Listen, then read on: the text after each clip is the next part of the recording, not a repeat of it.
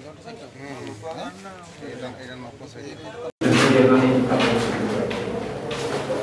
जो वज्रकाप्ति काति जो बतला केबे दलला केमती दलला एटा गातरे थिला को गातरे थिला माटी हा गातरे के जाई के कुड़ितला मु एका जाइतले एका जाइतला आ केई ना देखारे केते लिया थिला सेटा 12 किलो थिला 12 किलो थिला हां जीता है केमती जागलो गातरे सेरे गात पछे आगरो सेती बुली बुली देखती गोटे एरा से ए बजर कप्ती कणा कर तार कहते बड़े मुई से दिन मुई दिन बेला बुल के जाइली बड़े देखली जे पशि जाइए जदि फॉरेस्ट वाला को कहीं देलोनी ताको धरिके ना कहली ना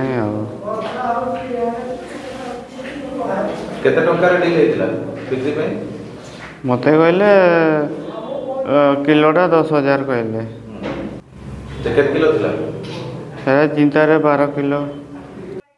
वन विभाग कर्मचारी माने ग्राहक बेसरे जाई विपुल परिमाणर वज्रकाप्ता काती को जबत करने सहित 2 जन को गिरफ्त करिसेंती।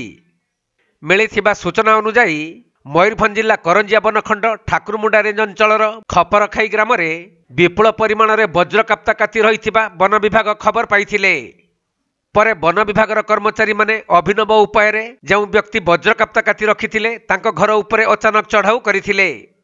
आउ सेठारु वज्रकाप्ता काती गुडी को जबत करने सहित एथिरे संपृक्त थिबा 2 अभियुक्त को गिरफ्त करथिले। गिरफ होइथिबा 2 जन अभियुक्त माने हेले ठाकुरमुंडा थाना अंतर्गत सालईबेड़ा पंचायत अधीन खपराखाई ग्रामर कराम हांसदा एवं बड़ महुलडीहा ग्रामर डुबुराज गागराई। तेणु सेमानक उपरे मामला रुजु करा जाई कोर्ट चालान करा जाइथिबा वन विभाग अधिकारी सूचना दैछंती। मु रेंज अफसर ठाकुरमुंडा रेंज गतकाली विशेष सूत्रु खबर पाई साउथ डीडीसा रे सम्राट गौड़ा सार एवं आमर करंजिया डिविजन डीएफओ श्रीकार नायक सार निर्देश क्रमे आम जो ऑपरेशन रे सक्सेस हेचु। आमर प्लानिंग जो थिला साउथ सार डीडी सार जो प्लानिंग कले एवं आम श्रीकांत सार जो प्लानिंग कले से प्लानिंग रे आम चलीचु। काली राति खबर थिला जे वज्रकाप्ता किछि पक्षी काती आमर जो खपरखाई अंचल रे जनक घरे अच्छी एवं से जंगल जाई शिकार करी आनिकी घरे रखिछि। से खबर पाई आमे साउथ रो जो एस विंग स्टाफ एवं नॉर्थ रो स्टाफ एवं आमर ठाकुरमुंडा रेंज स्टाफ समस्ते सर्च वारेंट नहीं ता घरे चढ़ऊ कलु।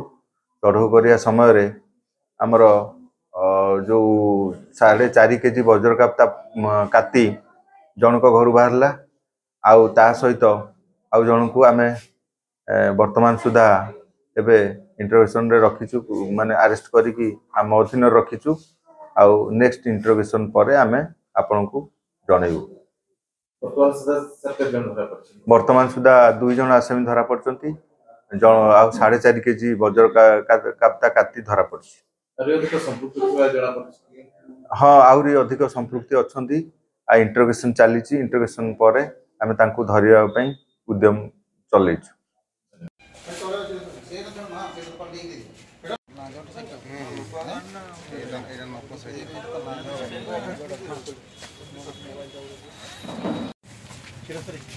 मयूरभंज जिला करंजिया सचिदानंद पलई रिपोर्ट कोणार्क लाइव।